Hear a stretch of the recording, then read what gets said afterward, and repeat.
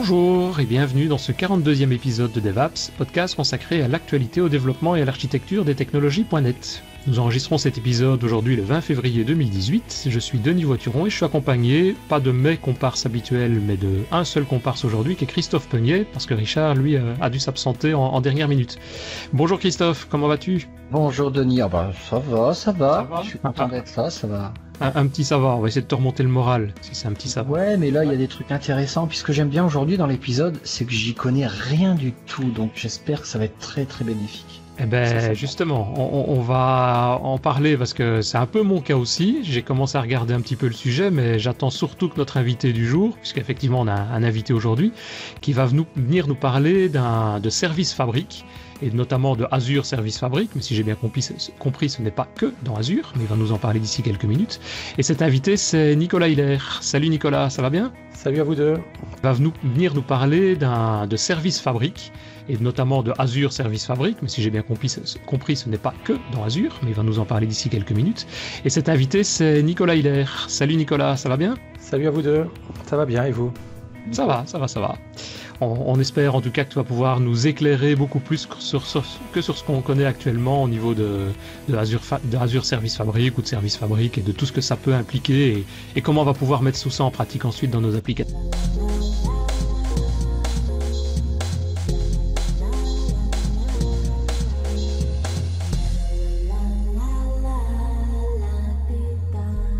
Avant de commencer, peut-être d'abord nous dire, Nicolas Hiller, qui es-tu ?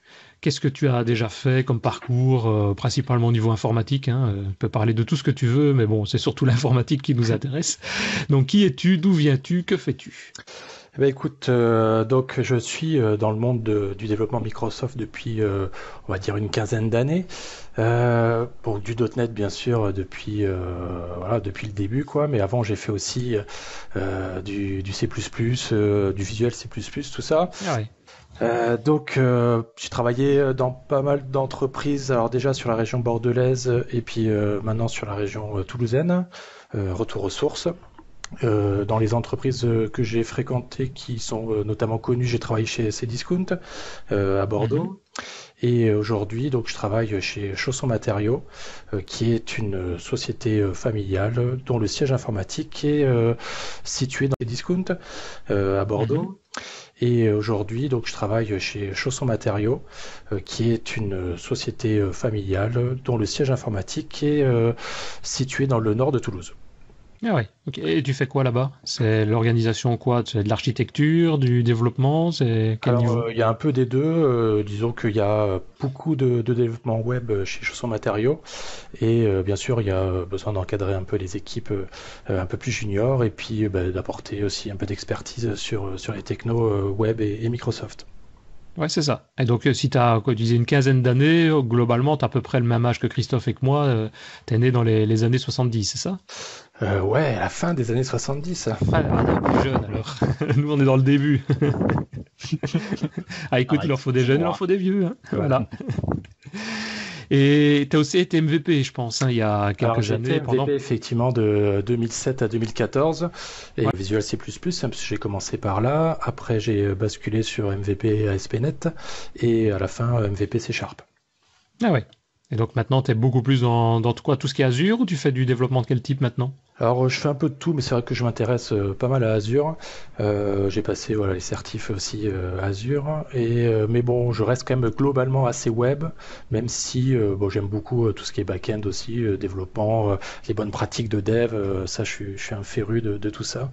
Ah ouais. Mais ça reste effectivement quand même axé développement web, quoi. Ouais, c'est ça. J'ai fait peu de clients lourds, mais j'en ai fait un petit peu comme ça aussi pour m'amuser, mais je reste quand même assez web. C'est ce dont tu vas venir nous parler, je pense, pas réellement du web, mais de tout ce qui est bonne pratique et, si je me trompe pas, hein, avec Service Fabric. Et je vais te laisser la parole d'abord, peut-être nous expliquer. On va commencer par le début. C'est qu'est-ce que c'est Service Fabric ou qu'est-ce que c'est Azure Service Fabric ? Quels sont les différents régulièrement ? Je suis désolé, mais on va te couper régulièrement quand on va devoir te poser des questions pour essayer d'avoir plus d'explications, voir où nous on peut intégrer ça dans nos projets ou ce qui pourrait intéresser tous les auditeurs qui nous écoutent, quoi. Écoutez, avec plaisir. Vous voyez bien les slides ? Ouais, parfaitement. Donc voilà, j'ai ma petite présentation. Alors d'abord, je voulais vous montrer mon talent avec Paint. J'ai pu mettre ma tête dans le logo de Service Fabric. Je suis très très fier de ma maîtrise Alors, de pour ceux Paint. qui voient pas, c'est juste impressionnant. Ouais. Putain, le truc. Ah, il y a même un peu de l'ombre, c'est énorme, c'est énorme. C'est du flat design dans le logo de Fabric. Je ne sais pas si c'est fait exprès, mais en tout cas, voilà, je suis très très fier. J'aime bien ce logo, moi, d'Azure Fabric, de Service Fabric, parce que je me faisais la réflexion. Il ressemble à l'atomium, qui est quand même le symbole de la Belgique. Donc, je sais pas si quelqu'un a déjà vu à quoi Alors ressemble moi, je voyais l'atomium. plutôt l'hexagone français, mais bon. Qu'est-ce que tu veux? Chacun ses références. Hein. Bon, ça reste des hexagones qui représentent en général. Bon, ça reste des hexagones qui représentent en général. C'est comme ça qu'on représente les microservices avec des hexagones, pour faire un rapport avec les architectures hexagonales et ports et adapteurs. Ok, dis-nous alors, déjà, qu'est-ce que c'est un microservice? Alors, justement, donc on va rentrer dans le vif du sujet. Je peux vous parler déjà vite fait de Service Fabric de manière générale, on va dire, et puis après je ferai un petit focus sur l'architecture microservice, mais on va essayer d'aller assez vite. Après, reparler un petit peu des concepts de Service Fabric qui apportent aussi pas mal de choses, mais pour nous les développeurs, ce qui est intéressant, c'est qu'il y a pas mal de paradigmes de développement qui sont associés avec Service Fabric, et notamment un qui est assez spécifique, c'est le pattern acteur. Et puis à la fin, on pourra parler aussi un petit peu de conteneurs qui sont très à la mode, et Microsoft investit beaucoup dans les conteneurs dans Service Fabric en ce moment. Tout nouveau pour moi, donc ça va être intéressant. Écoute, n'hésite pas si tu as des questions. Donc voilà, Service Fabric, c'est plein de choses, mais avant tout, c'est une plateforme qui va permettre de gérer les microservices. Donc, ça peut gérer des microservices, mais pas que, on va le voir aussi. Ça fait de l'orchestration et ça va permettre d'avoir des applications qui sont hautement disponibles et qui sont scalables. Donc ça fonctionne dans Azure.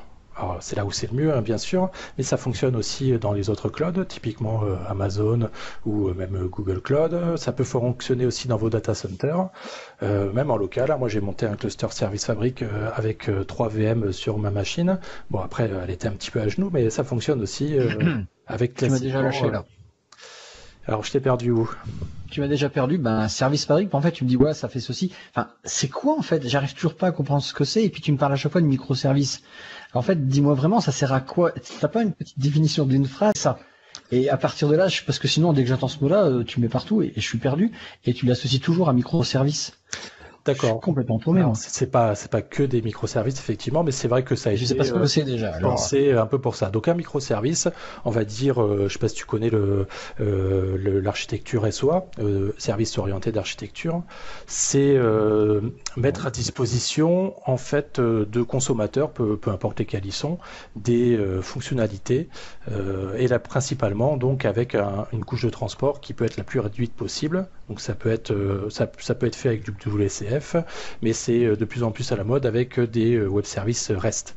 Donc un microservice, c'est essayer de réduire le plus possible une fonctionnalité de manière à ce qu'elle puisse être travaillée donc par une équipe indépendamment d'autres équipes, qu'elle puisse être déployée aussi indépendamment d'autres équipes ou d'autres fonctionnalités, afin de composer finalement une application avec plein de services. Et donc le terme micro est là pour appuyer le fait que ça doit être le plus petit possible, afin que ça fasse pas tout et n'importe quoi. Est-ce que si je dis parce que si je transpose ça dans mon petit monde très restreint en tant que développeur, est-ce que je pourrais faire une sorte de parallèle à lorsque dans une solution, j'ai des librairies? Alors ça peut être un peu ça effectivement, sauf que donc là, si tu as des librairies dans ton projet, en fait tout va être géré in process, tout va être exécuté dans le même process au démarrage, alors que là, les services peuvent être déployés. Alors juste à côté de toi, pourquoi pas dans le même réseau, mais pourquoi pas sur un autre data center, pourquoi pas dans un autre cluster à l'autre bout de la planète. Et le même réseau, mais pourquoi pas sur un autre data center, pourquoi pas dans un autre cluster à l'autre bout de la planète. Et donc c'est vraiment une façon d'abstraire la dépendance qu'il peut y avoir entre deux librairies, tout en découplant complètement les deux projets. Alors que quand tu fais une référence bien sûr à un projet dans ta solution, tu vas avoir un fort couplage entre les deux projets. D'accord, je le redis autrement. Je sais plus le nom que ça, Denis connaît ce nom-là. Ça existait à l'époque et c'était un truc comme MSCEF ou un truc comme ça, je sais plus ce que c'était. Est-ce que je pourrais du coup maintenant, je te donne un autre parallèle, est-ce que ça pourrait être comme des plugins à des logiciels? Tout à l'heure on parlait de Paint.net, qui est un mec qui a fait un logiciel de dessin, mais il propose à plein d'autres développeurs de faire des plugins. Des plugins sont des DLL qu'on peut mettre juste dans un dossier et à l'ouverture de Paint.net, il va aller lire ou pas s'il y a des DLL dispo. Donc moi, si je reprends la même trame qui est sur GitHub, je peux faire un autre Paint.pug et j'utiliserai les mêmes plugins. Mais je comparerais peut-être plutôt les microservices. Peut-être par rapport au DLL, d'après ce que tu expliques, Christophe, c'est plus local sur une machine. Les microservices, c'est plus... Enfin, je mettrais plus l'analogie sur des services style services de traduction, de langue, des choses comme ça qui sont à distance. C'est pas ça? Oui, mais je disais ça en local, mais on sait bien que c'était dans le cloud. Mais c'est ça, ok. Mais le fait d'aller des API distantes, quoi, qui répondent à une norme et qui communiquent via une norme. Voilà, c'est ça, oui. C'est plus effectivement comme une espèce de librairie qui est exposée, après, peu importe où elle est exposée, mais pas forcément sur le même applicatif que tu utilises. Et effectivement, après, c'est en composant un peu tous ces microservices que tu arrives à faire une application. C'est ça. Le même applicatif que tu utilises. Et effectivement, après, c'est en composant un peu tous ces microservices que tu arrives à faire une application. C'est ça, donc l'analogie que Christophe donne avec comme des plugins, c'est bon, sauf qu'on va dire c'est plus dans l'aspect réseau et distant, quoi. Voilà, c'est le même principe. Tu peux faire une architecture à base de plugins aussi, sans avoir forcément besoin de microservices, mais tu peux le faire aussi de cette façon, ouais. Et à partir du moment où tu es capable de découvrir finalement les services qui sont à ta disposition. Et si tu me dis que c'est scalable, extensible, ça veut dire que un microservice, on peut juste lui dire, toi, tu vas être plus puissant qu'un autre à un moment donné, indépendamment de l'application de base. Exactement. Et c'est ce qui est utilisé dans pas mal de sites web, hein, typiquement Amazon. Tu peux très bien avoir un service de catalogue qui va être beaucoup plus sollicité que le service de commande, par exemple. Et dans ces cas-là, tu vas pouvoir mettre à l'échelle le catalogue, alors que pour la commande, tu n'en auras que 2 ou 3, quoi. C'est énorme. Mais pourquoi tout le monde n'utilise pas du coup? Parce que c'est juste génial l'idée. Enfin, le principe. Alors c'est de plus en plus utilisé, sauf que ça apporte quand même pas mal de contraintes, une certaine lourdeur. Donc c'est très valable si on a des applications qui ont besoin d'être hautement disponibles, d'avoir effectivement une mise à l'échelle indépendante des services, d'avoir aussi des déploiements aussi séparés si on veut mettre à jour le service de commande sans toucher le service de catalogue. Si on a une application dite monolithique, on va être obligé de tout déployer à la fois, alors qu'avec des microservices, on va être capable que de déployer par exemple que le service de catalogue. Ouais, c'est ça. C'est surtout ça probablement l'intérêt, c'est vraiment d'avoir plus des grosses applications et pas comme tu le dis, pas monolithiques, quoi. C'est de pouvoir dire je vais transformer ou améliorer un service, le service de catalogue dont tu parles, je vais refaire une nouvelle version 2, et en gros la seule chose c'est de pouvoir dire je vais transformer ou améliorer un service, le service de catalogue dont tu parles, je vais refaire une nouvelle version 2, et en gros la seule chose que tu devras garder, c'est une compatibilité pour que tout le système qui existe déjà puisse continuer à fonctionner. Donc les API, les API Web API, ou si c'est de l'HTTP par exemple, qu'elles puissent continuer à accéder aux mêmes méthodes, même si tu en rajoutes des nouvelles pour améliorer le système par après et faire une nouvelle version plus performante. Et ça, tu vas pouvoir faire tout ça sans même arrêter en quelque sorte le système, contrairement à une application monolithique, quoi. Ouais. Ok. Moi, ça me paraît bien. Alors je peux vous montrer, j'ai un petit schéma justement sur les architectures microservices où donc ça c'est le schéma qu'on voit classiquement un peu partout. L'application monolithique, elle ne peut se mettre à l'échelle que en clonant l'intégralité de l'application sur plusieurs serveurs, plusieurs VM, alors que l'approche microservice, on va cloner indépendamment potentiellement des microservices. Dans le cas d'Amazon, si on était en monolithique chez Amazon, on aurait une grosse application Amazon qui fait tout, et pour pouvoir la mettre sur des milliers d'utilisateurs, on aurait dû la dupliquer 4, 5, 10, 50 fois sur 50 machines virtuelles. Exactement. Mais c'est toujours la même. Et donc si on fait une mise à jour ou si on change quelque chose, il faut le changer sur les 50 machines virtuelles avec tous les risques que ça peut comporter de changer un morceau du domino sans faire tomber tout le reste, quoi. Tout à l'heure, je comprenais pas pourquoi tu disais que c'était pas que sur Azure et on pouvait aller mettre ça sur Amazon. Mais en fait, parce que du coup, une application qui est sur Azure pourrait appeler un microservice qui est chez Amazon. C'est ça que tu veux dire en fait, si j'ai bien compris. Alors c'est pas tout à fait ça. Là, moi je parlais de la plateforme Service Fabric qui peut fonctionner sur Amazon dans le cloud d'Amazon, donc AWS. Mais aussi donc sur Azure, bien sûr, c'est là où il est le mieux. Mais ça peut fonctionner aussi sur des serveurs locaux, dans ton data center à toi. Tu peux aussi installer la plateforme de Service Fabric. C'est la même chose, on va pouvoir prendre directement le même code et l'héberger sur les serveurs d'Amazon. Exactement. Ah ouais, okay. C'est pas une techno propre à Microsoft. Enfin, si, c'est Microsoft qui l'a développé, mais c'est pas une technique hébergée et gérée uniquement par Microsoft, quoi. Voilà, comme on aurait Azure Function, par exemple, qui sont des nouveaux services, des choses comme ça. Ça, c'est que Azure. C'est un peu, pour faire le parallèle, un peu comme les orchestrateurs de containers. Je sais pas si vous connaissez Kubernetes ou Docker Swarm. Donc c'est des espèces de gros frameworks qu'on peut installer un peu sur toutes les machines, dans tous les environnements. Et donc Service Fabric, c'est la même chose. Mmh. Ok. Je pense que moi ça me paraît clair ce que c'est qu'un microservice maintenant. Okay, donc, comme je disais, ça augmente la complexité. Effectivement, à partir du moment où on va avoir des services un peu partout dans notre applicatif, chaque service va pouvoir s'appeler et ça augmente donc fortement la complexité du système. Chaque service va pouvoir s'appeler et ça augmente donc fortement la complexité du système parce que voilà, il va falloir être capable de gérer les interconnexions entre chaque microservice. Il va falloir être capable, comme tu disais Denis, de gérer le fait que si on met à jour un microservice, il faut qu'il reste compatible avec les appelants qui, eux, n'ont pas forcément été mis à jour. Donc, ça implique pas mal de contraintes aussi au niveau du trafic réseau. Donc, pas mal de petites choses comme ça qu'il faut prendre en compte quand on veut partir sur une architecture microservice. Et j'en discutais en préparant un petit peu ici l'épisode avec un collègue aussi. Tout ce qui est communication entre les microservices, c'est toujours ou préconisé, je vais dire, mais souvent par de l'HTTP, donc par des services de type REST dont tu parlais, donc des Web API par exemple. Parce que là, du coup, on va perdre en performance aussi. Ou bien il y a d'autres systèmes de communication entre les microservices. Alors c'est vrai que l'HTTP est quand même assez plébiscité, mais tu vois, typiquement dans Service Fabric, il y a un mode qui est simplement du remoting, comme ça pouvait être fait avant avec des applications, des services remote, où là directement, c'est pas du HTTP, c'est un autre type de transport. Il fonctionne du binaire. Voilà, c'est ça. Ouais. Ouais, donc on gagne en performance. Et ça, c'est de la config alors. On ne doit pas nécessairement le choisir ou le définir au développement. Voilà, c'est ça, c'est la config. Comment tu configures ton point d'accès finalement qui va déterminer le type de communication.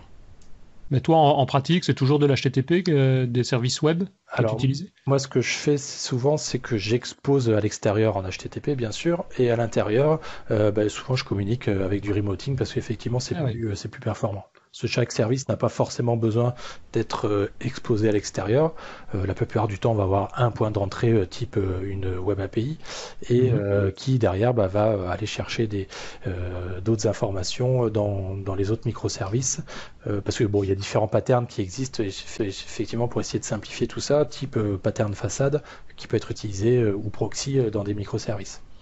Ah oui, okay. Donc c'est souvent comme ça qu'on fonctionne, même si c'est quand même plus pratique à partir du moment où c'est appelé par des consommateurs tiers de l'exposer avec du reste. Ouais, c'est ça, ok. Et si je me trompe, Service Fabric, c'est une des briques de base qui est utilisée dans plein d'autres services sur Azure, non ? Exactement, ouais. Donc ça a été développé au démarrage pour les besoins d'Azure, et c'est vrai que bon nombre de leurs services sont basés sur Service Fabric. Donc j'avais un petit slide avec les différents éléments qui sont utilisés avec Service Fabric, mais typiquement SQL Database, c'est basé sur Service Fabric, Cortana, Power BI, Cosmos DB. Tout ça, c'est des services qui bénéficient de cette plateforme pour être hautement disponibles et après la mise à l'échelle, elle se fait facilement grâce à Service Fabric. Ouais, c'est ça. Et ça, c'est Microsoft qui gère tout ça, mais derrière, c'est cette couche-là qui est utilisée. Ouais, Voilà, pas mal. donc, ils ont créé voilà, ce runtime pour leurs besoins et petit à petit, ils ont pu l'exposer pour être utilisé par tout le monde. Donc c'est un service qui existe déjà depuis, depuis Quelque plus temps. vieux que nous, quoi. Oui, voilà, ça fait un moment, ouais, effectivement, que Ouais, ça ok. tourne. Après, la dispo au grand public, je ne saurais plus te dire exactement quand c'était. Mais Ah, après, ils l'avaient développé d'abord pour leur service interne. voilà, pour leurs besoins à eux, ouais. Ah ouais, ok. Ok. Je t'ai interrompu, Christophe. Non, je me posais la question si c'était justement un produit Microsoft et en fait ça l'est, la réponse, on me l'a donné, ouais, d'accord. Voilà, c'est ça. Donc pour en finir un peu avec les microservices, je peux vous dire, voilà, parler un petit peu des données. C'est vrai que dans les applications plus traditionnelles, on a tendance à avoir une base de données qui est un peu l'option. On a une grosse base de données qui fait un peu tout, où toutes les données sont stockées et tous les applicatifs vont piocher dedans. Donc ça, c'est compliqué pour faire de la mise à l'échelle. Alors que quand on a une approche microservice, donc on va avoir des services. Alors il y a deux types de services, services stateless et services stateful, donc des services avec ou sans état. Les services sans état donc n'ont pas besoin de gérer de données pour leur état et peuvent se connecter à des bases de données, alors que les services stateless, eux, vont avoir besoin de maintenir un état. Et c'est là où ça va être compliqué et où Service Fabric nous apporte une réponse pour justement la mise à l'échelle des services avec état. Et qu'est-ce que c'est un état? Garder un état, c'est quoi? C'est un espace mémoire qui conserve en mémoire RAM? Exactement, c'est ça. Donc typiquement, tu as un service où tu as la liste de tes clients qui sont stockés. Donc ça va être un service avec état, donc qui sont stockés alors en mémoire, oui, dans le service, mais qui vont être donc ça va être un service avec état, donc qui sont stockés alors en mémoire, oui, dans le service, mais qui vont être répliqués sur tous les services qui sont déployés potentiellement sur X nœuds de ton cluster. Ah Donc oui, c'est et ça, là il le où gère pour toi alors. exactement. Donc ça, Ok. c'est un des challenges qui est assez compliqué à faire et c'est complètement transparent avec Service Fabric. Ouais, c'est ça. Ok.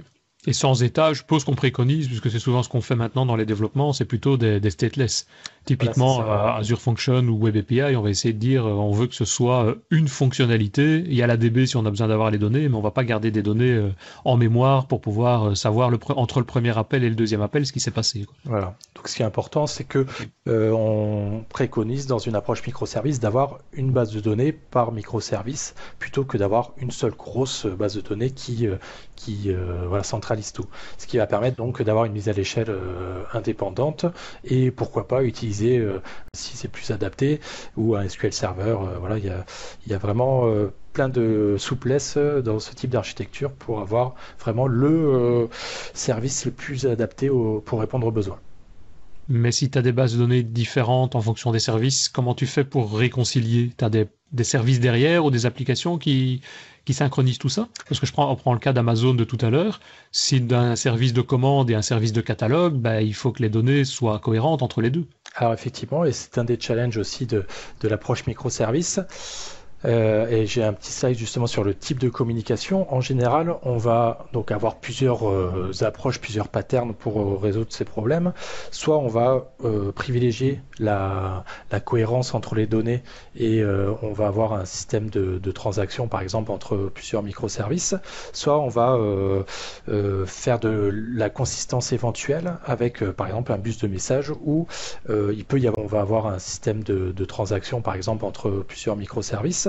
Soit on va faire de la consistance éventuelle avec, par exemple, un bus de messages où il peut y avoir un petit délai entre le moment où je mets à jour une information Ah oui. et où elle est utilisable par les autres microservices. Typiquement là dans cet exemple, j'ai un microservice de gestion d'utilisateurs. Quand je modifie un utilisateur, il y a un message qui est publié et chaque microservice peut s'abonner à ces messages pour eux derrière mettre à jour soit Son ses système, quoi. infos, soit sa base de données, afin de garder une cohérence entre les différents éléments. Donc c'est des choix à se poser, enfin des questions à se poser quand on démarre ce type d'application pour savoir quelle est la bonne stratégie à adopter et comment y répondre de manière la plus efficace possible. Ouais, c'est ça. Il y a des avantages, on en a parlé, on en reparlera probablement encore dans Dans les tweets, etc. les applications mono-utilisateurs ou petites sociétés, quoi. On est vraiment dans des gros systèmes ici, ouais. C'est ça. Et typiquement, si on prend un exemple avec les géants de l'informatique, typiquement Twitter ou Facebook, est-ce que c'est grave si, par exemple, sur mon mur, j'ai pas exactement la dernière, l'information la plus fraîche possible, ou est-ce que si j'ai quelques millisecondes et que je vois pas le dernier tweet, ou etc., est-ce que c'est vraiment gênant? Donc, c'est des questions à se poser. Si c'est pas gênant, ben, on peut adapter l'architecture pour utiliser de la consistance éventuelle plutôt que d'avoir un truc cohérent tout le temps, quoi. Et c'est vrai que tu parles notamment de Facebook. Je sais pas si j'utilise quel service ils utilisent, mais je suppose que c'est aussi un système basé là-dessus. Parce que quand on est par exemple dans le Messenger, dans les flux de messages, quand tu écris, je sais pas si vous avez déjà remarqué, mais tu écris un message, tu appuies sur Enter, le message est envoyé, et il y a une petite icône qui est différente entre le moment où elle est envoyée, tu appuies sur Enter, le message est envoyé, et il y a une petite icône qui est différente entre le moment où elle est envoyée pour toi et le moment où elle est reçue, entre guillemets, par Facebook.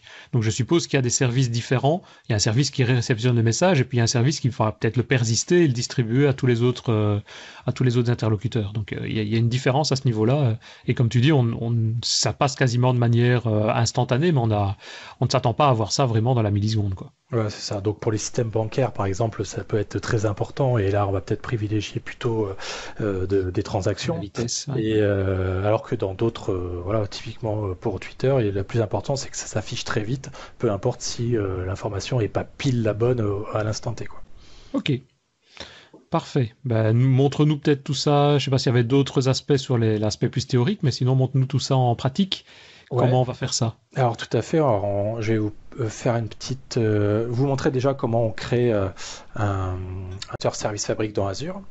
Donc vous voyez bien mon écran avec le portail Azure. Très bien. Là, tu es dans le portail Azure. Ouais. On va essayer de le décrire aussi pour ceux qui n'ont pas la vidéo. Ceux qui sont dans leur voiture.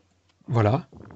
Donc dans la voiture, c'est compliqué de créer un cluster service fabric, mais il faut dans la création de ressources, on peut chercher avec service fabric et on a la possibilité de créer donc un cluster service fabric. Donc comme n'importe quelle application Azure, quoi, en gros. Voilà, c'est ça. Donc les éléments qui sont importants, donc là bien sûr, je rentre un nom création. Ouais. Un nom de cluster, ouais. Qui est déjà pris, bien sûr. Ça, il faut avouer que sur le portail d'Azure, c'est relativement... Tout est bien foutu maintenant, hein. Ouais, c'est vrai que c'est très clair. C'est super bien foutu. Et donc, alors, la combo box qui est juste en dessous est très intéressante puisqu'elle montre le choix que je peux avoir pour hoster mon cluster Service Fabric. Donc, il y a Service Fabric qui est disponible sur Windows, bien sûr, donc sur les serveurs Windows 2016 ou Windows Server 2012, mais aussi sur Linux. C'est-à-dire que je peux avoir un cluster qui va tourner sur Ubuntu et pouvoir hoster de la même façon mes microservices dans Service Fabric. Donc si je prends par rapport à d'autres services, je prends un que je connais mieux qui est SQL Database par exemple, ici on choisit l'operating system. Donc ça veut dire que derrière, c'est comme une machine virtuelle, quoi. Tu vas avoir une machine virtuelle qui va démarrer avec un Windows Server 2016 ou un Ubuntu Server. Exactement, oui, c'est ça. Ok. Donc là, le point qui est intéressant, c'est aussi qu'on a le support des containers. Donc en fonction du Windows Server que l'on choisit, si c'est juste le data center, donc on ne pourra pas déployer de containers dans Service Fabric. Mais donc du coup, on peut choisir celui qui est proposé par défaut avec la gestion des containers. Ok. Donc comme tu disais, ce ne sont que des VM derrière, donc je peux y accéder aussi en remote. Et donc c'est pour ça que j'ai besoin de définir des credentials pour pouvoir l'utiliser. Donc, un nom d'utilisateur, un mot de passe, ouais. Puis tu choisis une ressource ou tu crées une ressource. Voilà, ressource. Ça, c'est typiquement. C'est le classique dans Azure. Ouais. Et la localisation, donc là que je hoste en Europe de l'Ouest. Et donc là, on va rentrer dans la configuration des nœuds. C'est un coût, Christophe demande, c'est un coût ce que tu fais ici, pardon. Alors pour l'instant non, parce que c'est pas créé, mais effectivement après je vais payer au VM que je vais utiliser. Donc si j'utilise un cluster avec 100 VM, je vais payer 100 fois le prix de la VM que je vais choisir. Ah ouais. Donc le prix risque de monter, t'as pas ça pour 5 €, quoi. Voilà, non, ça c'est sûr que non, parce que le cluster minimum qui est conseillé par par Microsoft pour de la production, c'est 5 machines. Donc ça veut dire que tu as forcément 5 VM qui vont être déployées pour toi dans ton cluster. Ce sont des VM classiques, donc tu peux les éteindre quand on n'a plus besoin, tu peux faire que la journée ou éteindre la nuit si tu veux, des choses comme ça, quoi. Voilà, c'est ça. Ok, mais enfin tu payes quand même, au moment où tu l'utilises, tu payes 5 VM. Exactement. Ouais, donc on est vraiment, comme on le disait tantôt, sur des projets, c'est pas des petits projets, des petits sites web, quoi. C'est vraiment des gros projets scalable et qui ne s'arrêtent jamais. Voilà. Et donc c'est justement à cet endroit-là, dans l'interface où je choisis la taille de la VM que je veux utiliser. Enfin, donc des VM, puisque effectivement il y en aura au minimum 5. Ouais. Et donc là, on va retrouver les prix comme on les a classiquement dans Azure, quoi. Donc si je prends une VM A1 par exemple, ben voilà, je vais avoir 5 fois 25 € qui vont être utilisés pour mon cluster. Ah ouais. Par an, hein. Par an. Oui, Christophe, oui. Donne ta carte Visa et puis comme ça on regardera. Donc à des fins de test, on peut créer Donne ta carte Visa et puis comme ça on regardera. Donc à des fins de test, on peut créer un cluster avec un seul nœud. Donc c'est bien sûr ce qui n'est pas recommandé par Microsoft. Et c'est quoi la différence, ça? Entre un seul nœud ou bien on peut monter jusqu'à 3 nœuds, c'est ça? Non, ici là tu peux choisir ton. Ah oui. T'as la petite réglette pour choisir le nombre de VM initial que tu veux utiliser, sachant que comme ça se base sur un VM Scale 7, ça fonctionne aussi avec l'autoscaling qu'on a classiquement sur les VM, quoi. Et l'autoscaling, c'est augmenter automatiquement la puissance, la mémoire, c'est ça? Voilà, c'est ça, ou rajouter des machines si jamais des machines, ouais. Tu dépasses, je sais pas moi, 80% par exemple d'utilisation sur tout ton cluster, bah, tu rajoutes une VM ou plus si tu as besoin de rajouter des ressources, quoi. Et inversement, ça peut aussi downscaler si tu es dans des périodes de creux. Et pour que ce soit clair, on parle de cluster. Un cluster, c'est jamais qu'un ensemble de machines, de VM. Là, par exemple, 5 VM qui sont sur un seul nœud, ça veut dire quoi? Qu'elles sont dans un seul data center, l'une à côté de l'autre? Donc alors, c'est pas ça justement, la petite checkbox qui permet de créer un cluster avec un seul nœud, c'est justement que pour des fins de test, alors que si je le décoche ici, je vais avoir un cluster avec 5 nœuds ou plus, quoi. Ah oui, et le nœud, c'est vraiment la VM alors? Voilà, c'est ça, un nœud, c'est une VM. Ah ouais. Ok, et donc quand on dit un seul nœud, du coup, tu n'as en gros qu'une seule VM. Oui, c'est ça, exactement. Donc là, bien sûr, tu n'as pas de garantie de haute dispo et pour les mises à jour, c'est un peu plus compliqué, quoi. Mais pour développer, c'est pas mal, c'est moins cher. Pour tester, effectivement, c'est moins cher. Et de la même façon, tu peux faire ça aussi dans ton data center. Tu peux créer un cluster. Alors moi, je l'ai fait pour les tests avec 3 VM. Et pour la prod, on est passé avec 5 VM. Ouais, c'est ça, ouais. Voilà. C'est que de la config, quoi. Ok. Donc là, ici, j'expose des ports par défaut. Donc ça, c'est assez classique dans Azure. Ici, ce qui est intéressant aussi, c'est de pouvoir choisir éventuellement la version de Service Fabric. Si on a une options avancées, ouais. Voilà, plus qu'une autre. Mais bon, en général, on laisse l'automatique, sachant que ça permet à Microsoft de mettre à jour automatiquement sur les Service Fabric qui sont dans Azure, la version de Service Fabric, sans que nous, on ait besoin de le faire, quoi.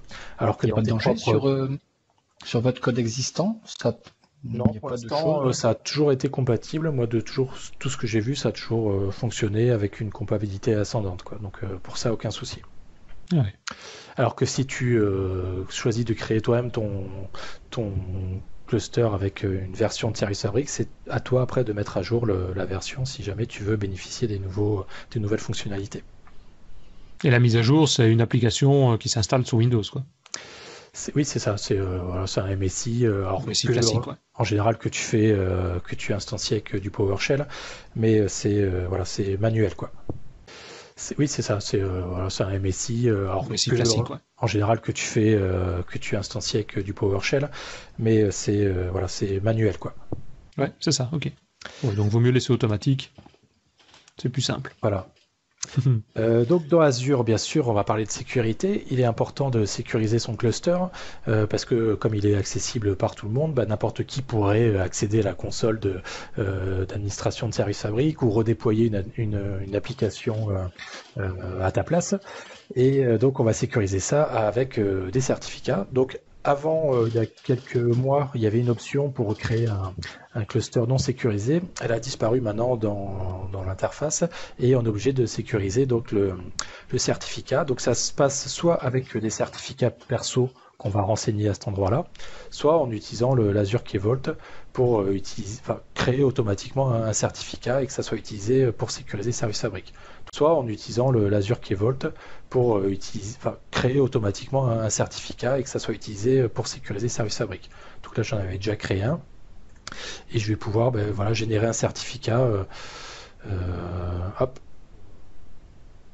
Donc le certificat, globalement, c'est comme un certificat soit de développeur, soit de certificat SSL pour faire de l'HTTPS quand on fait c'est le même principe, quoi. Voilà, c'est ça. Donc qui va permettre de sécuriser le cluster, que chaque machine puisse parler à une autre de manière sécurisée, et aussi ça va te permettre à toi d'être le seul à pouvoir accéder à l'interface d'administration. Ouais, ok.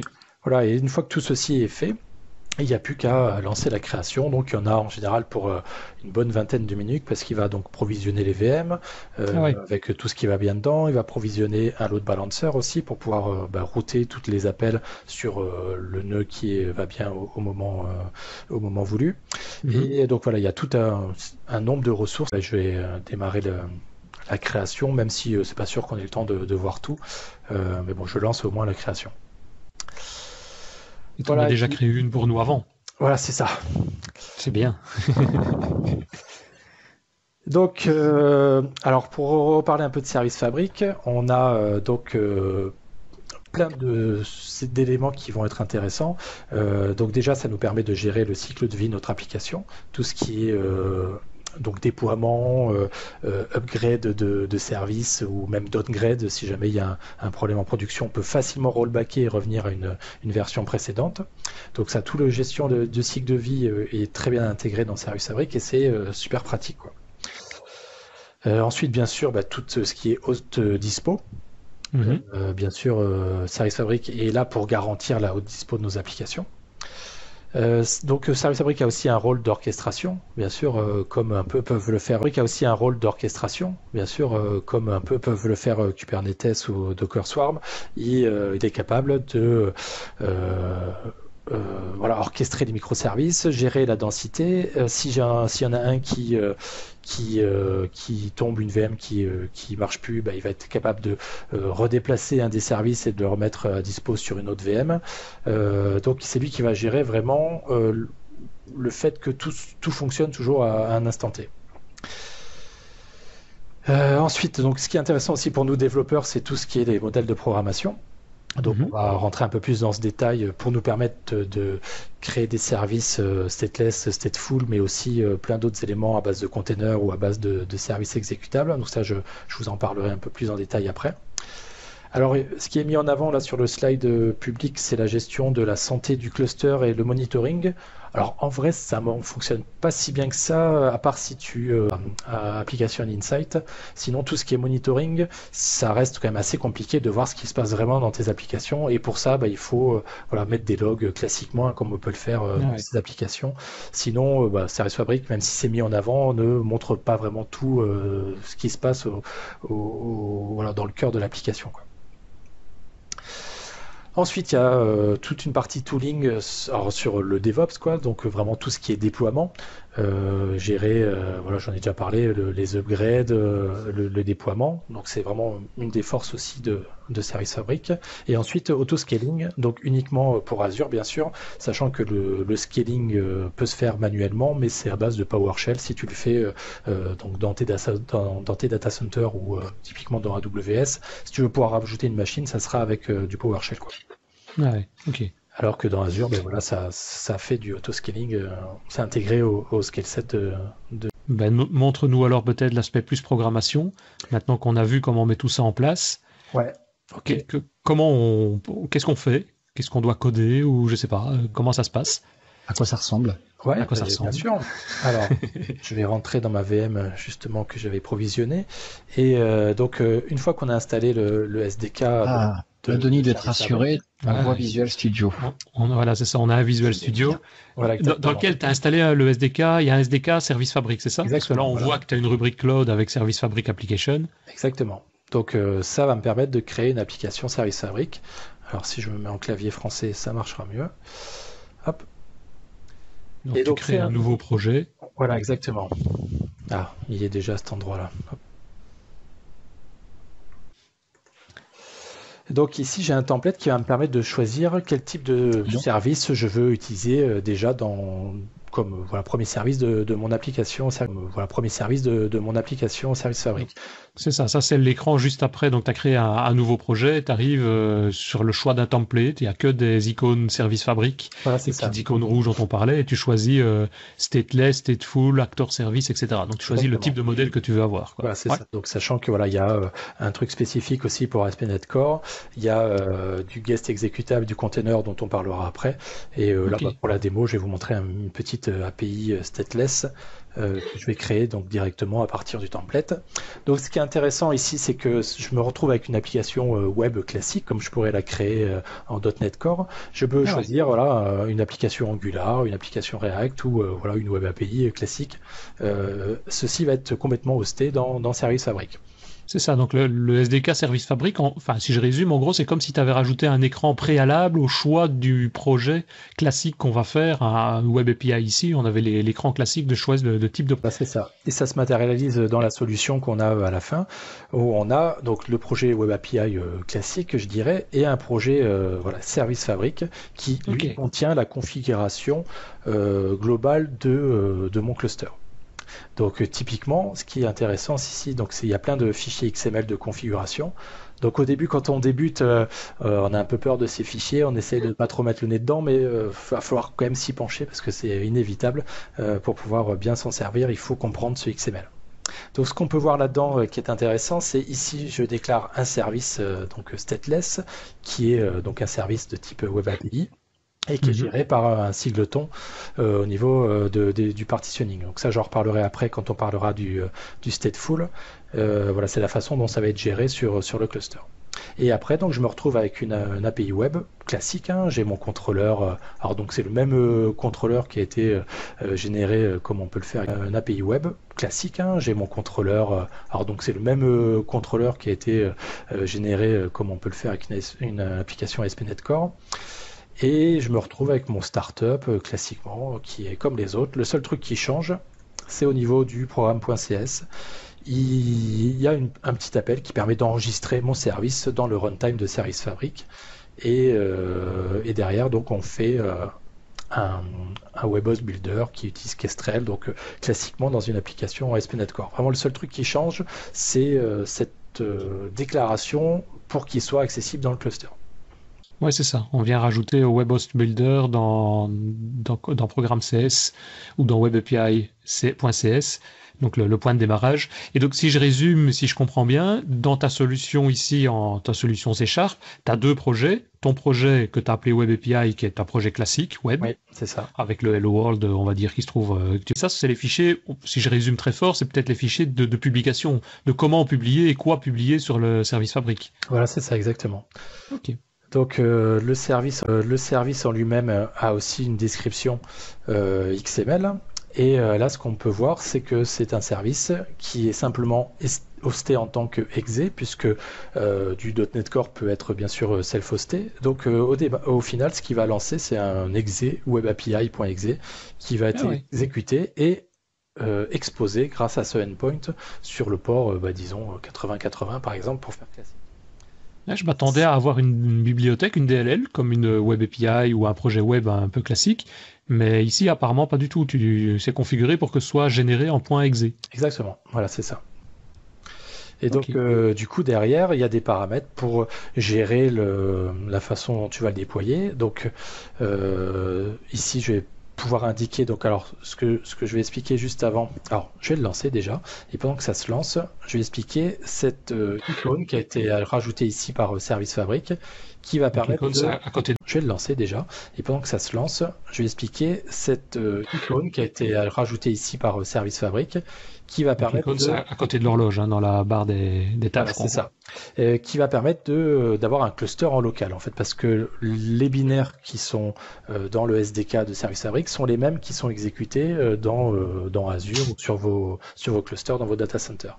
Donc on a un mode, donc par défaut, où en local je suis sur un nœud, mais je peux aussi activer un mode où j'ai 5 nœuds qui sont simulés dans mon environnement local. Et il y a un petit bouton, donc Manage Local Cluster, qui me démarre une application web donc qui est présente sur chaque cluster Service Fabric et qui me permet d'avoir un aperçu de la santé de mon cluster. Donc là, je vois que j'ai un cluster avec un seul nœud et que il est en bonne santé puisqu'il est vert et que j'ai pour l'instant 0 applications qui sont déployées dessus et en l'occurrence 0 service au-dessus. Je vais avoir le récapitulé de ces services qui vont être indiqués ici et qui vont être indiqués aussi par nœud. Donc je vais pouvoir savoir à chaque instant où sont mes services, à quel endroit. Donc là on voit qu'il est en train de déployer l'application DemoSF, ça y est, avec un service de dispo. Donc ce qui est intéressant, c'est que ce service donc, qui est ici va être accessible dans Service Fabric via cette URL, entre guillemets. On n'est pas obligé de connaître précisément où se trouve le service quand on va vouloir l'appeler. Il faudra juste l'appeler par cette URL pour... Cette URL, parce que celle-là est marquée fabric2./demosf/web API. C'est une URL, enfin, c'est une URL particulière, c'est pas de l'HTTP ou qu'est-ce que tu veux dire qu'on va devoir appeler quand un module, une application dans ton application va devoir appeler un autre module service Fabric, il va utiliser cette adresse-là. Voilà, c'est ça. Et donc, il y a un service de à donner.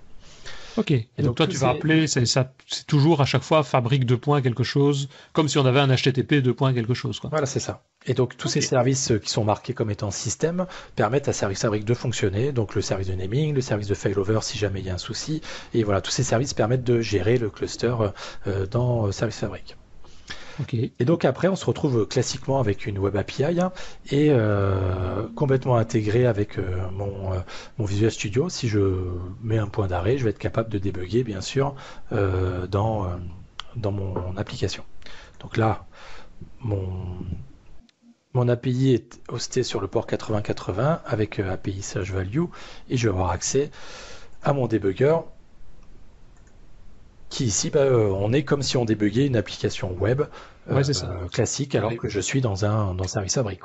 Tu arrives dans Visual Studio, ton breakpoint s'est enclenché, tu arrives dedans et puis si tu exécutes, tu reçois valeur 1, valeur 2. Donc ça c'est une web. Donc si je résume ici, en gros tu pourrais développer une web API de manière tout à fait normale et venir prendre le code ou je suppose l'ajouter dans un projet de type Service Fabric et rajouter le projet dans la solution Service Fabric et il y aura peut-être juste la petite paramètre de config à mettre en plus pour que ça rentre bien dans les cases, quoi. Voilà, c'est ça, exactement. Ok. Et quel est l'avantage alors ici d'avoir fait ça plutôt que de faire une web API ?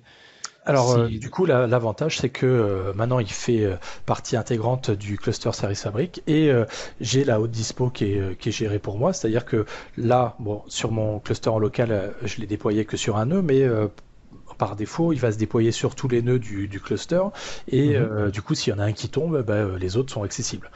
Et c'est transparent, tu dis c'est accessible, tu le vois même pas. Voilà, c'est complètement transparent, effectivement. Ok. Et c'est d'où la raison dont on parlait aussi tantôt, je suppose, de travailler en stateless. C'est sans doute plus simple de ne pas avoir des gestions mémoire ou des gestions en stateless. C'est sans doute plus simple de ne pas avoir des gestions mémoire ou des gestions d'état. Et donc de pouvoir switcher. Et l'utilisateur, toi, tu accèdes toujours à la même URL, à la même adresse. Là, je vois que c'est en local, donc c'est localhost forcément, mais si tu le mets dans Azure, tu auras une adresse Azure. Tu n'en as qu'une seule, c'est lui derrière qui dispatche vers la bonne VM. Voilà, d'où l'intérêt du load balancer, en fait, qui est le point d'entrée, et toi, tu as une adresse unique qui va te permettre d'aller consulter tes services. Ouais, ok, pas mal. Voilà, donc ça c'est un élément qui est assez intéressant et ce qui va me permettre de switcher sur les autres modes. Alors voilà, c'était l'illustration d'un data center, mais je pense que vous avez compris, ils sont tous reliés entre eux et voilà, derrière la requête passe par le load balancer et va sur un des éléments de Service Fabric. Ouais, c'est ça. C'est vraiment le load balancer qui gère vraiment, comme son nom l'indique, le choix ou la balance entre je vais sur le serveur 1, le serveur 2. Et il fait ce choix comment? En fonction forcément de la disponibilité, mais donc si la machine est démarrée ou pas, mais aussi en termes de quantité de ressources. C'est-à-dire si tu en as 5, le premier ira sur la première, puis le deuxième, ou des choses comme ça. C'est ça, oui. Ah, oui. Ok, donc il y a vraiment, tout ça est géré pour toi. Tout ce qu'on vient de faire ici, juste le fait dans Azure de faire clic-clic et créer, donner des noms, derrière, de base, en tout cas, tout est géré. Voilà. Donc, une des forces aussi de Service Fabric, c'est que, alors bien sûr, moi j'ai fait mes démos en C# parce que c'est quand même ça qu'on aime, mais on peut utiliser à peu près tous les langages de développement pour utiliser Service Fabric. Donc ça fonctionne avec Java, ça fonctionne avec Node.js, mais donc en développement natif, on va dire, mais ça peut aussi fonctionner avec toute application qui peut être hostable soit dans un exécutable, soit dans un container. Donc c'est ce qu'on voit en bas dans les différents types de services. Si j'ai une application, par exemple une application legacy, webform qui fonctionne, je vais pouvoir créer une image container pour la mettre dedans et la déployer facilement. Je vais pouvoir créer une image container pour la mettre dedans et la déployer facilement dans Service Fabric. De la même façon, si j'ai un exécutable, par exemple node.exe qui lance un fichier Node.js, je vais être capable de hoster une web API Node.js par exemple dans mon Service Fabric.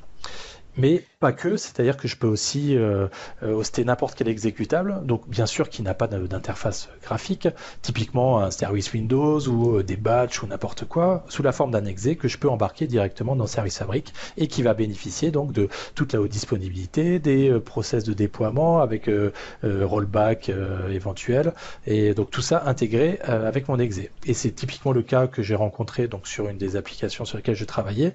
On avait un service Windows qui était compliqué à déployer, on déployait sur 20 machines à la main et on l'a mis dans Service Fabric et d'un coup c'était géré tout seul. Avec un petit exécutable par exemple qui vient, dans ce cas-ci précisément, il vient, on va dire, décompresser, décortiquer un PDF pour en extraire des métadonnées.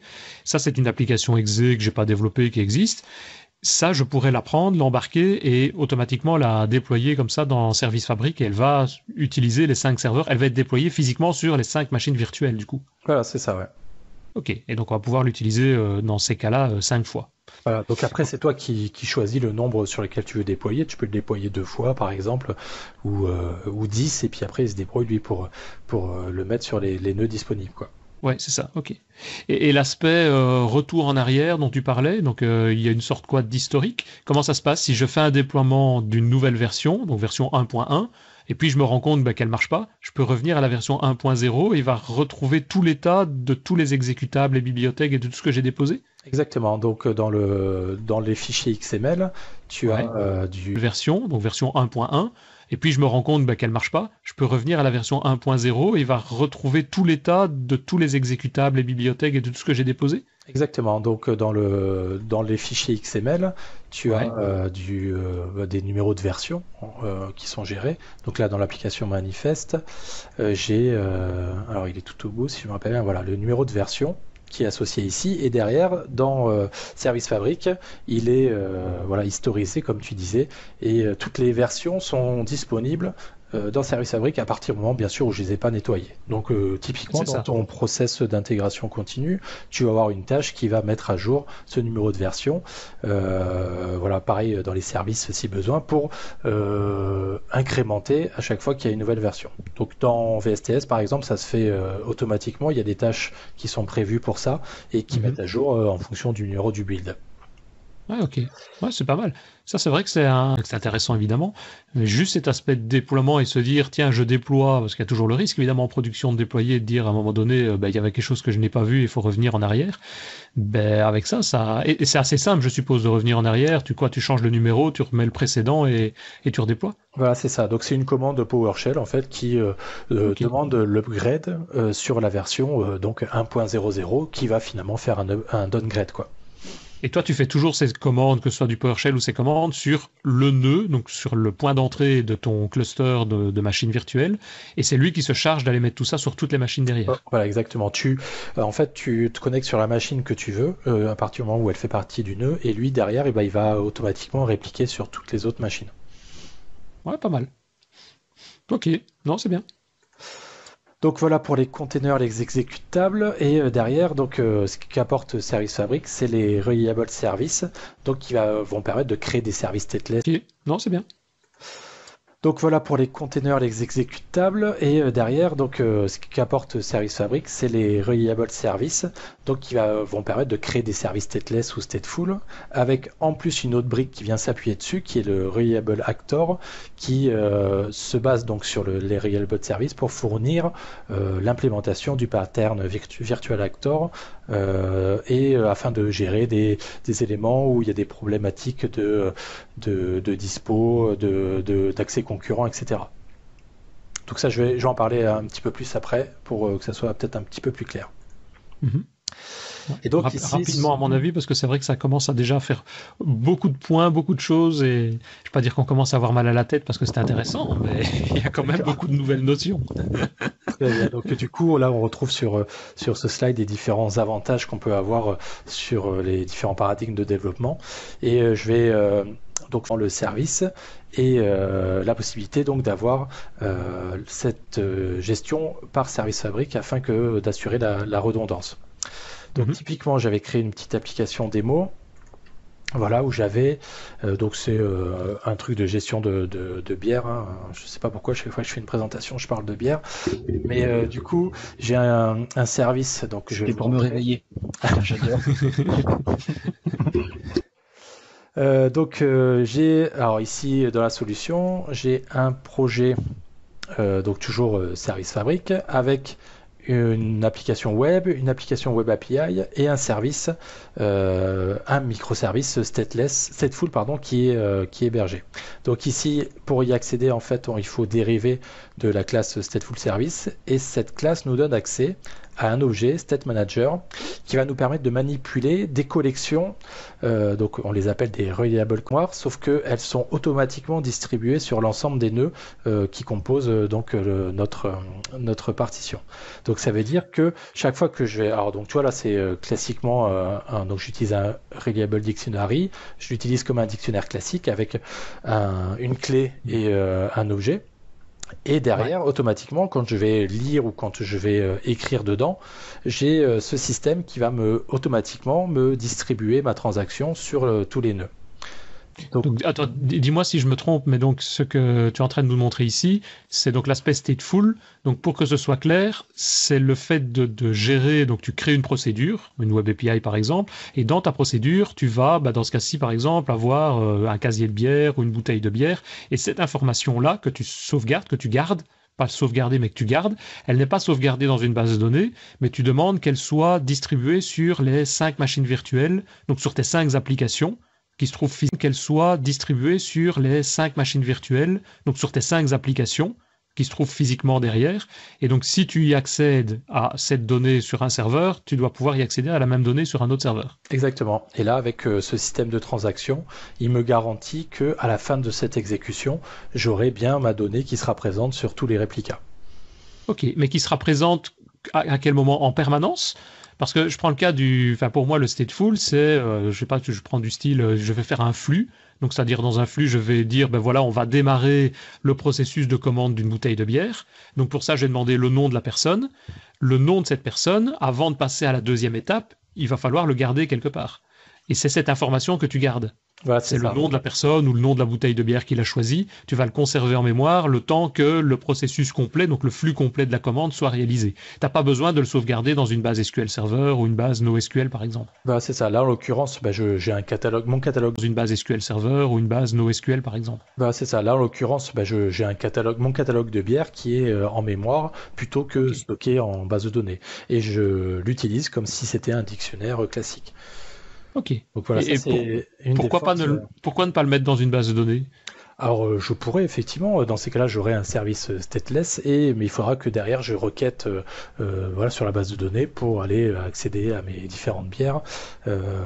Voilà. Donc c'est plus lent peut-être. C'est des choix différents, effectivement. C'est plus lent parce qu'il y a un accès à la base de données, mais voilà. Bon, là, c'est vraiment l'intérêt, c'est de pouvoir de manipuler ces données comme si elles étaient en mémoire, alors qu'effectivement elles sont répliquées sur tous les nœuds. Ouais, c'est ça. Ok. Ok, j'ai compris. Et donc, ce que je te disais tout à l'heure, ce service-là est accédé en remoting. Donc, c'est grâce à cette méthode que je vais lui dire que mon catalogue service est exposé à l'intérieur de mon nœud API, d'y accéder. Donc là, je l'ai mis au niveau de l'injection de dépendance d'ASP.NET Core, grâce à cette URL, qui donc est l'URL de mon service. Donc fabrique /demo SF, etc. Celle qu'on a vue tout à l'heure, ouais. C'est ça, exactement. Je peux créer donc un proxy qui va se charger d'abstraire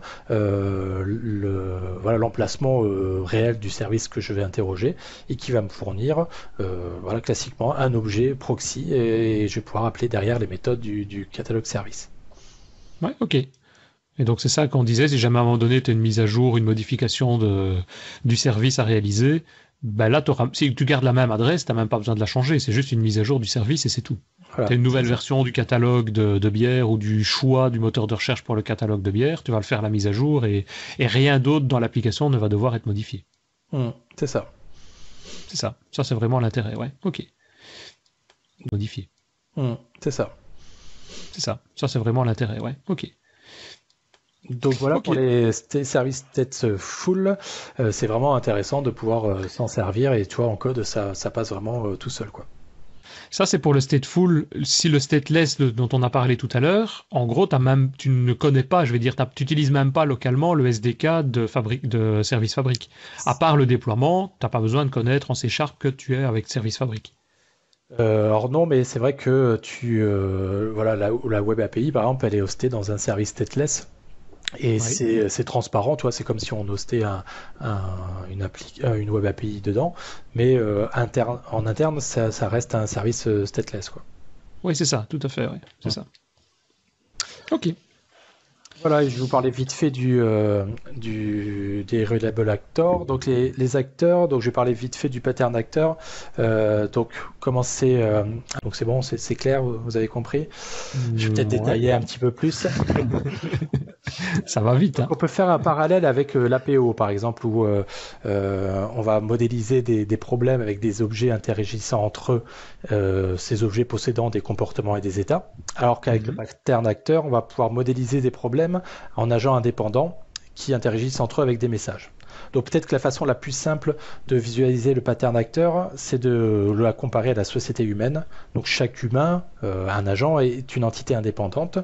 On a tous nos propres attributs, on prend nos décisions en nous basant sur notre savoir, donc notre état et nos comportements, et on réagit donc aux stimulations externes avec des messages, et on peut communiquer donc les uns avec les autres en s'envoyant des messages, et collectivement donc nous formons une société dynamique et vibrante. Donc tout ça pour dire que chaque acteur, donc on le voit là sur le petit schéma, a une âge, et collectivement donc nous formons une société dynamique et vibrante. Donc tout ça pour dire que chaque acteur, donc on le voit là sur le petit schéma, a une mailbox qui va lui permettre d'être interrogé par des autres acteurs avec une garantie que chaque message va être distribué les uns après les autres. Ce qui va permettre justement d'abstraire les systèmes distribués complexes. Si vous avez déjà travaillé avec du multithread ou du multitâche, les problèmes de synchronisation, c'est tout de suite un casse-tête. Là, avec ce pattern, on est garanti que chaque message va être reçu les uns après les autres. Donc, pas de gestion de concurrence et du coup, ça devient très simple. Et donc on va pouvoir utiliser ce pattern d'acteur pour modéliser par exemple des jeux multijoueurs où chaque joueur sera un acteur. Par exemple un site d'e-commerce aussi où chaque panier pourrait être un acteur, ou dans l'IoT où ça se fait pas. À la suite de l'autre, d'un site style Amazon d'e-commerce, chaque personne va être l'acteur, et pour pouvoir envoyer de l'information, de la commande de produits, ou on va envoyer des messages à un service, non pas un service, à un acteur différent. Voilà, c'est ça, exactement. Donc ils peuvent interagir entre eux avec cette garantie qu'il n'y a pas d'accès concurrent. Parce qu'ils sont mis l'un à la suite de l'autre. Tu envoies un courrier, tu envoies une lettre, et puis une deuxième lettre, et puis une troisième lettre, donc, parce qu'elles sont envoyées l'une à la suite de l'autre sur le flux de communication. Voilà, c'est ça. Donc c'est vraiment un paradigme de développement qui est intégré à Service Fabric et qui peut être une force si jamais on a besoin de ce type de pattern. Et en plus, il va apporter des fonctionnalités de timer, c'est-à-dire que je vais pouvoir lancer une tâche par exemple toutes les X minutes, ou de reminder avec un process qui va se réveiller tous les lundis à 4h et le vendredi à 5h du matin par exemple. Donc ça, c'est des fonctionnalités qui vont être complètement intégrées à Service Fabric. réveiller tous les lundis à 4 heures et le vendredi à 5 heures du matin, par exemple. Donc ça, c'est des fonctionnalités qui vont être complètement intégrées à Service Fabric. Ok. Voilà, donc pour le pattern acteur. Je peux vous parler aussi des scénarios de migration, parce que c'est vrai que c'est bien beau comme ça, mais on n'a pas tous l'occasion de travailler sur une nouvelle application from scratch qui va permettre d'utiliser Service Fabric. Donc moi, ce que j'ai rencontré, donc je vous ai parlé vite fait de l'application qui avait donc qui était composée notamment d'un service Windows qui était déployé sur une vingtaine de machines. Donc tout ça a été assez laborieux. Donc ça a été une vraie aubaine de pouvoir se servir de Service Fabric pour gérer le déploiement déjà, parce que tout était fait à la main, et de pouvoir gérer aussi le déploiement back si nécessaire, tout en profitant de la haute densité et de la scalabilité de Service Fabric. Donc l'intérêt, c'est que derrière, si on a une application, par exemple, c'est assez classique dans les entreprises d'avoir pas mal de petites applications qui sont déployées, alors un site web par exemple, ou des applications internes qui sont déployées sur des VM qui sont plus ou moins utilisées, souvent sous-utilisées, avec une redondance d'une VM pour assurer la haute dispo. Et donc on va se retrouver vite fait avec une vingtaine de VM où il y a des applications qui ne sont pas toujours complètement utilisées. On peut utiliser Service Fabric pour optimiser la densité de ces applications et du coup économiser en nombre de VM. Donc grâce à tout le moteur de Service Fabric, lui va gérer l'emplacement de chaque application, peut-être en mettre deux à gérer l'emplacement de chaque application, peut-être en mettre deux sur le même nœud pour justement optimiser la densité. C'est ça, et par rapport aux applications existantes, enfin on l'a vu, ça peut même être des exés directs, si j'ai bien compris, exactement, purs, ou alors mettre des applications, et à part peut-être une ligne de config supplémentaire, une web API, c'est la même chose, quoi. Voilà, donc on peut migrer le legacy avec des conteneurs, par exemple, des vieilles applications qui ont besoin de 2IS, par exemple, ou des applications .NET Core ou Win qui peuvent être self-hostées directement dans un service stateless, les exés, comme tu disais, ou les services Windows dans des guest exécutables, et pourquoi pas se servir d'un service stateful pour gérer du cache, par exemple. Ça peut aussi servir de ça, quoi. Ok, bah, je pense qu'on arrive. T'en as encore des autres points peut-être à présenter, ou on arrive à peu près au bout, je vais dire, de la présentation de Service Fabric. Donc, voilà, j'ai présenté un peu tout ce que je voulais montrer. Ce qui est intéressant, c'est que on peut migrer des applications dans Service Fabric ou démarrer des nouveaux développements dans Service Fabric et bénéficier d'un peu tous ces trucs-là et voilà, que ça soit des microservices ou pas, finalement, on peut faire un peu ce qu'on veut et on s'arrête quand on veut en fonction de nos besoins, quoi. Tu veux dire qu'on s'arrête quand on veut, si on n'a plus besoin de Service Fabric, il y a moyen de... Enfin oui, si ce sont des applications classiques, il suffit de reprendre l'application et puis de la redéployer comme de manière traditionnelle. Non, ce que je voulais dire, c'est que dans la modernisation d'un parc informatique, on fait que ce dont on a besoin, quoi. On n'est pas obligé de finir dans une application full microservice. On peut vraiment simplement prendre ces applications, les mettre dedans, et puis voilà, si ça nous suffit, on s'arrête là, quoi. Il n'y a pas besoin de tout réécrire pour que ça soit en mode microservice. Ouais, c'est ça, ok. Et peut-être juste pour conclure un peu sur ça, au niveau expérience, toi, ce que tu as déjà utilisé, qu'est-ce que tu trouves, qu'est-ce qui est intéressant et vers quoi tu conseilles, d'aller et a fortiori peut-être de ne pas aller dans certains cas? Alors moi, je conseillerais déjà de partir sur Azure parce que moi mes différentes expérimentations dans Azure se sont bien passées, mais on a travaillé donc en production sur des clusters qui étaient on-premise et donc cette gestion prend du temps et est un peu complexe. Créer un cluster avec du PowerShell, le sécuriser avec les certificats, tout ça, changer les versions, tout ça ça occasionne pas mal de petits soucis. Donc si on peut s'en passer et utiliser directement le service PaaS dans Azure, c'est quand même vachement intéressant. Alors après ça a un coût, hein. C'est vrai que dans Azure les VM ça coûte des sous, mais c'est vrai que si on peut trouver un intérêt à aller dans Azure, je pense que je conseillerais ça.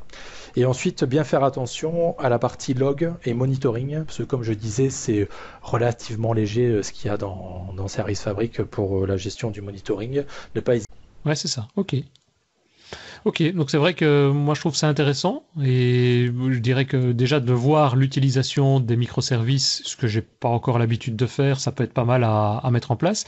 Ce qui va peut-être me rebuter dans un premier temps, mais ça dépend à mon avis de la taille du projet, c'est peut-être le coût effectivement qu'il peut y avoir derrière. Devoir démarrer au minimum 5 machines virtuelles et donc d'en avoir minimum pour une bonne centaine d'euros par mois pour faire des petits développements, à mon avis c'est peut-être pas ce qu'il y a de plus intéressant. Ouais, Ça c'est c'est peut-être ça. dommage. On devrait pouvoir faire ça sur des systèmes plus légers ou juste dans des aspects d'hébergement, je veux dire. Maintenant, c'est peut-être ce qui est déjà utilisé, hein. On avait parlé la dernière fois dans le dernier podcast des web apps, donc des sites web. Ils sont, je pense, de base automatiquement répliqués sur 2 ou 3 machines virtuelles. À mon avis, c'est probablement le même système qui est utilisé. C'est probablement des systèmes tels que Service Fabric pour justement faire ce déploiement et cette réplication de système, quoi. Ouais, il y a des grandes chances. Mais c'est vrai, comme tu dis, on peut pas vraiment démarrer petit. Faire ce système tel que Service Fabric pour justement faire ce déploiement et cette réplication de système, quoi. Ouais, il y a des grandes chances. Mais c'est vrai, comme tu dis, on peut pas vraiment démarrer petit. Il faut Ouais. voilà, un minimum de machines pour que le cluster puisse être opérationnel. Donc ça a du sens voilà, pour les projets qu'on a vraiment besoin, quoi. Ouais, c'est ça. Et je pense que c'est d'ailleurs aussi, même en termes de développement, dans ce cadre-là, si on a si on a un petit projet ou un projet de petite société, c'est vrai que faire des mises à jour, bah, parfois, arrêter le système pendant 5 minutes, c'est pas souvent dramatique, ce qui est évidemment inacceptable pour des grosses structures. On prend des Amazon ou des Facebook, ils peuvent pas se permettre d'arrêter leur service pendant 5 minutes, quoi. Ça, c'est clair, pour faire Voilà. la mise à jour. C'est ça. Ok. Parfait. Je pense qu'on arrive tout doucement à la fin de cet épisode. Je sais pas, Christophe, tu avais d'autres détails, questions, Non, d'autres j'en ai pas remarques? plus. C'est pas adapté à moi là. Mais je suis vraiment content de savoir ce que c'est. Oui, c'est ça. C'est la même chose. Moi, j'ai certains projets où j'aurais peut-être pu l'utiliser. Après, il faut que le client soit d'accord de payer le prix pour ça. Mais si on lui montre les avantages et l'aspect que c'est en permanence utilisé, quand tu as, je sais pas, 1500 personnes, même en interne, qui utilisent un service, ça peut peut-être se justifier de payer une centaine Ouais, d'euros pour c'est leur ça. dire c'est bon, quoi. C'est ça. Et qu'on donne la garantie. Et qu'en plus, c'est Après- Microsoft qui donne la garantie, ouais. Après, même pour une petite structure, 100 euros par mois pour un service de qualité, bah c'est pas grand-chose. Oui, non, tout à fait. Mais il faut avoir effectivement un nombre d'utilisateurs derrière qui, lorsqu'il y a un problème, commence à râler, commence à dire que ça ne va pas. Donc il faut vraiment avoir un parc derrière de systèmes ou d'informatique qui est conséquent, à mon avis. Après, Mais non, n'oubliez pas qu'on peut aussi l'utiliser sur nos propres machines, hein, donc il suffit d'avoir voilà, 5 vrai. machines, 5 VM on-premise et on peut l'installer dessus. Voilà. Donc on n'a pas Oui. tout ce qui est intéressant dans Azure, mais c'est comme ça qu'on peut démarrer aussi à moindre coût. Ouais, c'est vrai. Ou même tester, apparemment, si on est en question derrière de Service Fabric, il ne crée pas des machines virtuelles physiques derrière. Non, Il non, simule le système. C'est ça. Ouais. Avec un seul code, quoi. Ouais. Mais enfin, ça permet déjà de tester tout le fonctionnement et déjà de démarrer le système et de voir un peu comment ça marche. Ok. Eh ben non, mais je pense que c'est très bien. Si j'essaye, dis-moi si je me trompe, mais de résumer de manière très grossière, Service Fabric, ça va, je veux dire, nous permettre de développer des applications via des microservices qui sont distribués, extensibles, toujours disponibles. Ça, je pense que c'est surtout l'intérêt. Via les microservices, comme je viens de le dire, et des conteneurs, je pense principalement du Docker et ce genre de techno utilisé derrière. Oui, c'est ça. Ouais. Et donc, tu l'as montré, quel que soit le langage, ça c'est bien. En local, ça c'est bien aussi, ou dans le cloud. Et donc, non, voilà, non, parfait. Je pense que, en tout cas, pour savoir que le service existe et l'utiliser le jour où on en a besoin, je pense que ça peut être très intéressant en tout cas. Merci beaucoup. Peut-être juste avant de se quitter, je sais pas si tu as le mail ou J'ai autre plus chose.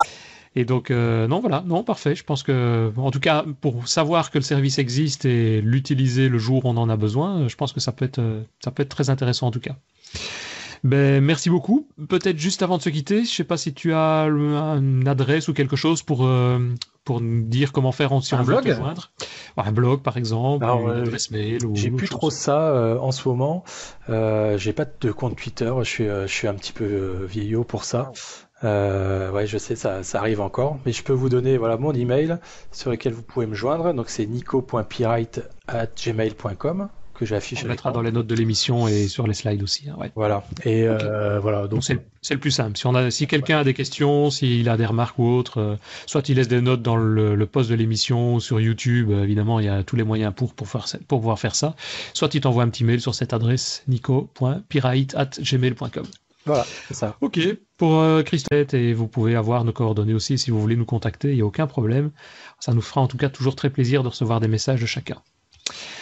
Merci beaucoup. Je ne sais pas si vous avez d'autres remarques avant de terminer, avant de rendre la main à d'autres occupations pour nos auditeurs. Non, pour moi c'est bon. J'espère que ça a pu donner envie aux auditeurs de tester Service Fabric.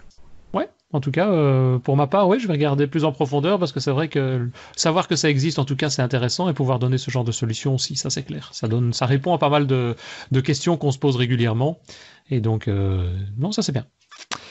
Parfait.